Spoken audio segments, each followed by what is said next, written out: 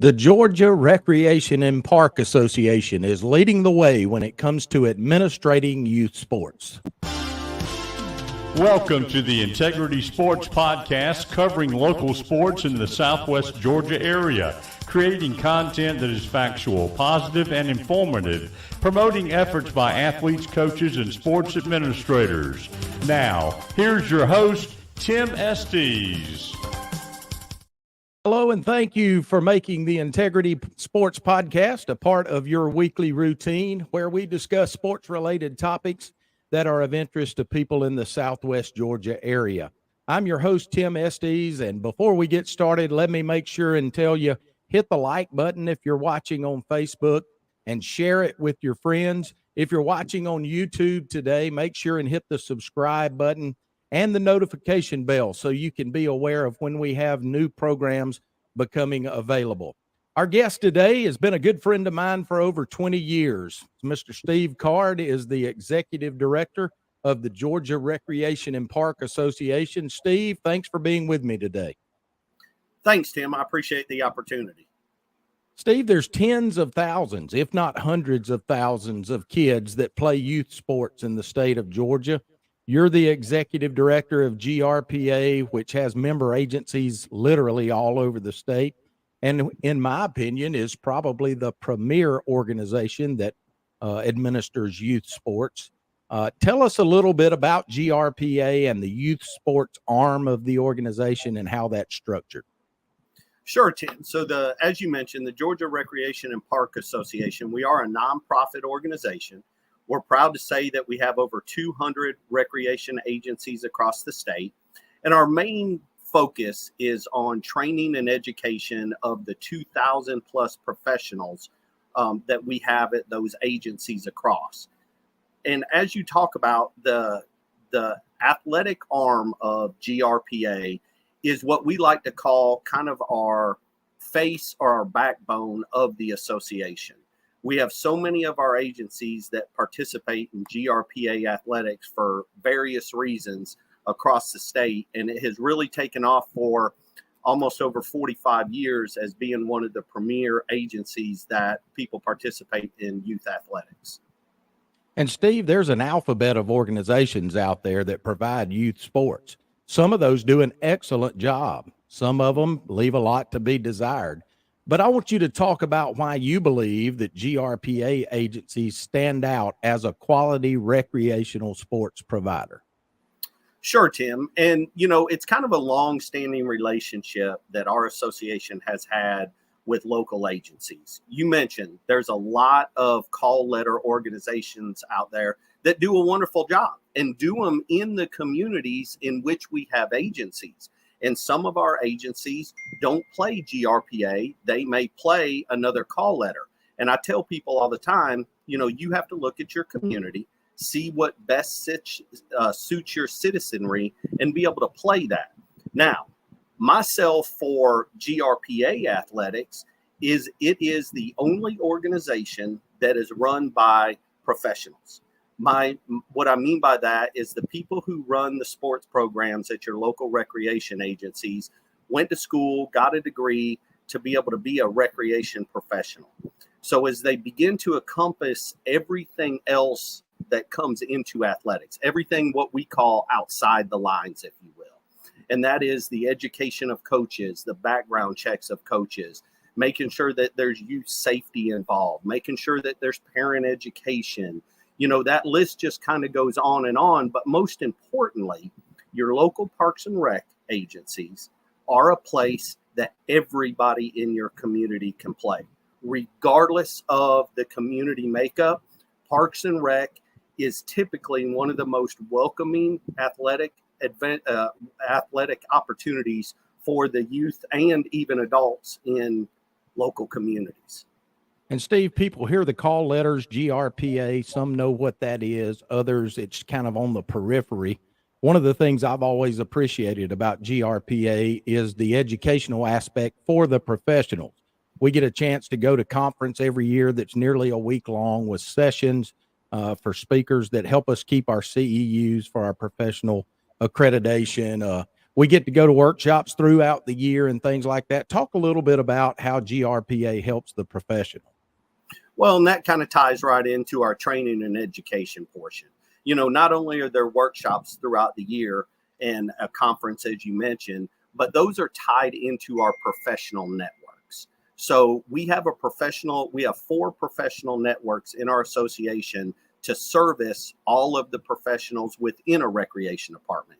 If that is administrative, if that is programming, if that is maintenance, and one of, if not our largest professional network is athletic and aquatic network. And so that network is specifically charged with making sure that we recruit speakers who are going to talk on the current situations going on, as well as evolving trends in recreation, and then tie in all of the proper ways to be able to run youth athletics within your community. And as we talked a little bit about, that involves everything from the beginning of recruiting coaches to educating parents to making sure that our kids are safe. So all of our education programs are geared to make sure that the professionals in the local agencies have all of these tools as, excuse me, as they roll out their programs for their local communities.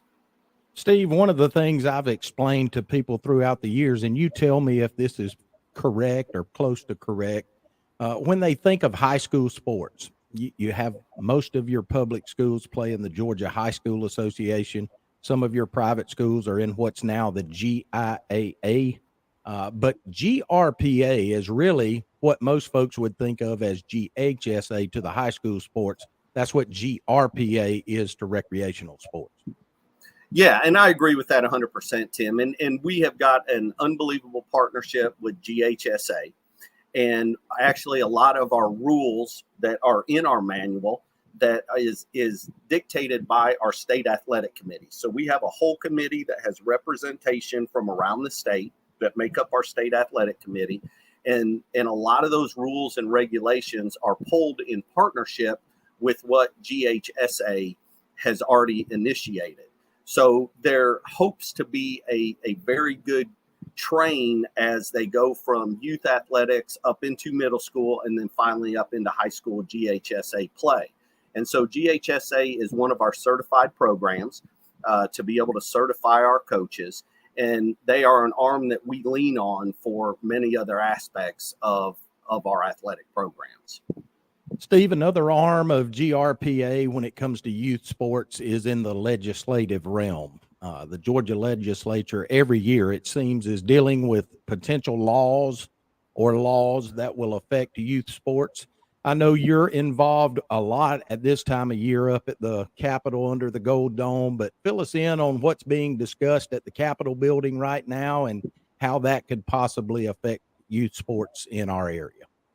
Yeah, I'd be happy to. So we work hand in hand with a couple other organizations. That is the ACCG, which is all the county association for your county elected officials, as well as GMA, which is the Georgia Municipal Association, which is the association for all your city elected officials. And we partner with their legislative arms to help make sure that we continue to track anything that could potentially affect local park and rec agencies across the state.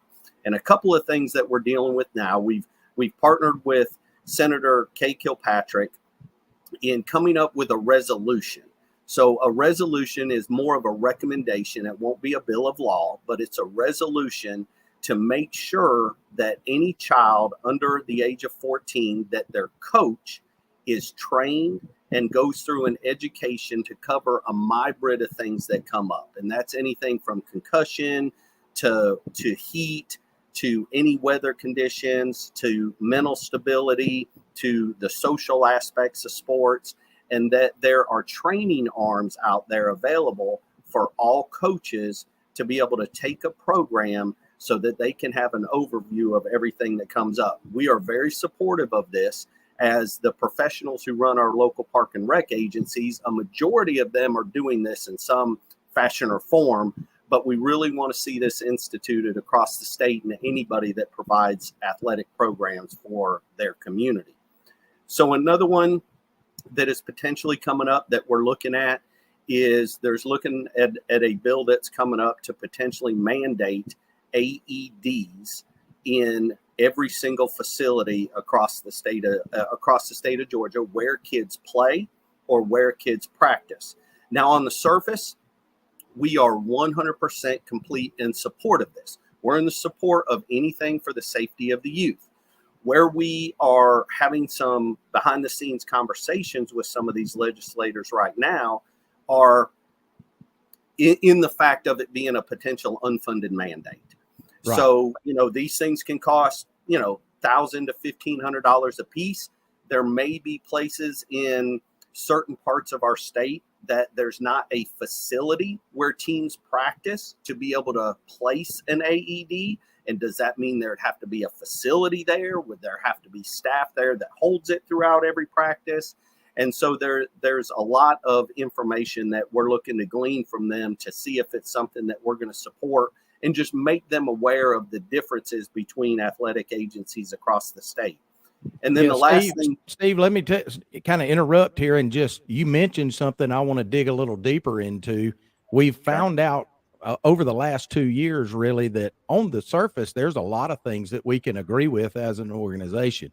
But when you really dig deep into that bill, there are things that, as you state, are maybe unfunded mandates that we need to tweak a little bit. Right, absolutely. And so that's kind of our main purpose. And my main purpose is that I look at the bills on the surface and we know that it's something that is beneficial to the safety of the youth that our agencies support. So those are the first things that we look at. And then we have to keep in mind just the vast differences of agencies across the state. We have agencies that have 500 employees and we have agencies that have 1 employee. The funding differences are night and day across the board. So those are certainly things that we have to keep in mind as we look to either get a bill sponsored or that we offer our support or potentially our concern for. Well, Steve, our podcast is geared toward people in the Southwest Georgia area, and I know that you are very familiar with our target market. When you first got started, you were over in the Johnson County area, right outside of Dublin. You've been in Wayne County down in Southeast Georgia, and you've spent a lot of time here in the Southwest Georgia area. Talk a little bit about recreation sports in our area of Southwest Georgia and how they may differ a little bit, let's say, to the metro area. Right. And Tim, you mentioned, so, I learned quickly early in my career that Georgia is almost split up into 3 different states. You have kind of the North Georgia mountains, you kind of have your metro area, and then you have your South Georgia. And although recreation is all encompassing, there are some pretty stark differences. And specifically in that Southwest Georgia area, it is a heavy concentration on really what their high schools are. So there's a heavy concentration on your baseball, your softball, your basketball, your football, obviously, and a lot of those other sports. But what has been probably the most interesting to me over the last 10 years in Southwest Georgia is the new beginnings that you see of green space, of trails, of the implementation. That's one of the faster growing areas that some quote unquote newer sports are taking place, like pickleball.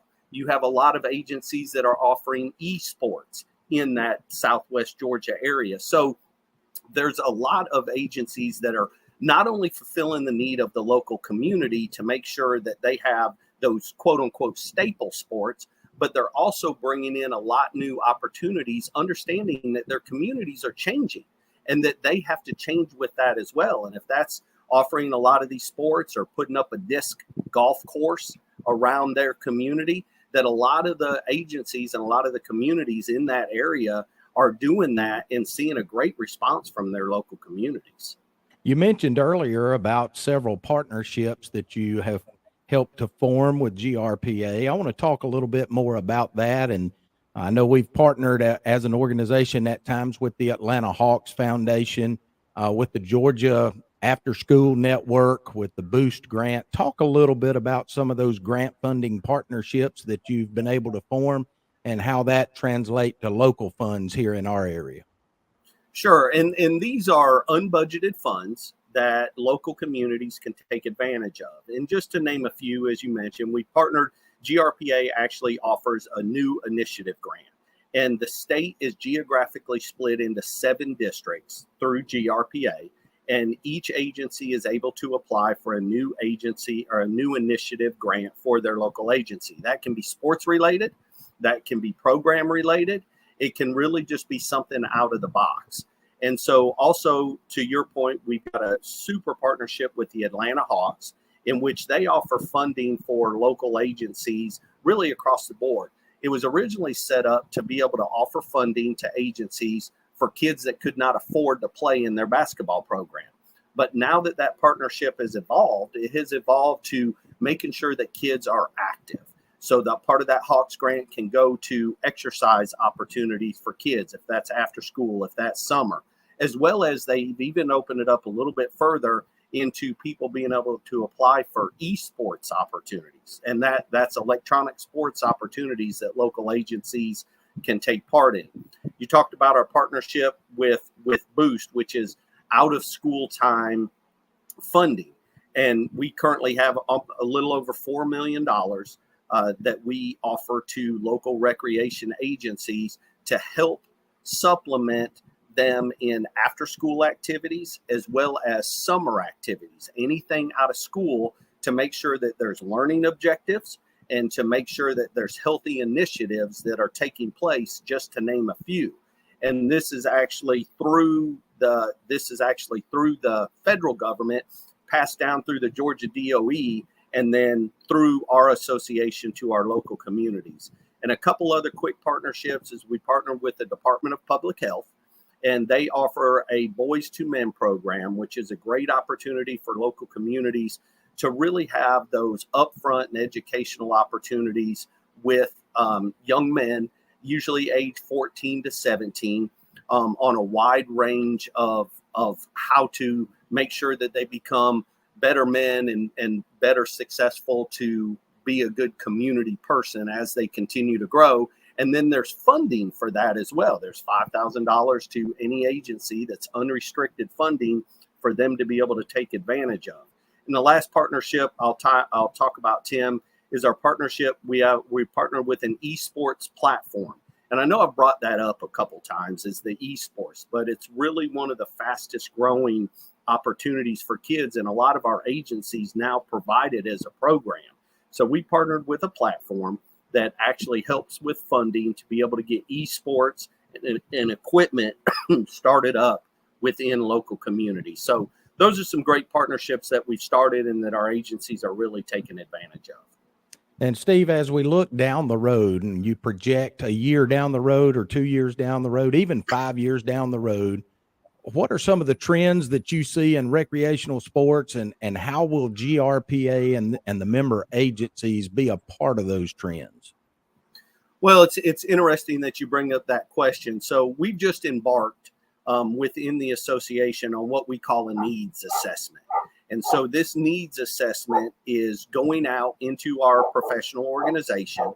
It's going out into our community, and it's seeing what opportunities are there now that work, that may have been longstanding opportunities, longstanding education programs, and so on, and looking at programs that maybe they received from other organizations that they may want to see implemented from GRPA. And then also, what do they see on the horizon as upcoming trends that are happening within athletics specifically or recreation in general, to make sure that we can try to be in front of that curve.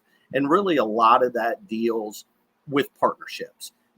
12, 15 years ago, it was, okay, everybody talked about travel ball and how that affected local recreation programs. It still does in many parts of the community. But what you're seeing is a lot of good partnerships to make sure at the end of the day that these kids are being serviced through youth athletics and all of the benefits that it offers them. So as we look into the next year and compiling that information, that will really shape the direction that we look and that we support moving 3 years, 5 years, 10 years down the road, with the biggest understanding. And that is that yearly evaluation is going to have to be done, because what we think is going to happen in 3 years very well make a change in a year and a half or 2 years. So Right. making sure that we continue the impact of all of our agencies to assure that what we're putting on the table is something that is meeting the needs of their community. Steve, as we get ready to wrap up today, I want to change gears a little bit, and I want to play a little role play with you. I know that your daughter, Sumner, recently got married. Probably in a few years, you're going to be a grandfather, which, by the way, is the best thing ever. But let's say that your grandchild is a 4 or a 5-year-old, and your daughter and her husband are looking to put their child in youth sports for the first time. What kinds of things are you going to advise her to look for in a youth sports provider? Well, that's a great question, Tim. And first off, I hope it'll be a few years down the road for both of them, for sure. But, it would be no different than my almost 30-year career. And the reason why I got into this profession, so the one thing that I've always told my parents who come in to sign up for the first thing that they should expect from a recreation agency I was a part of, or what they should look for.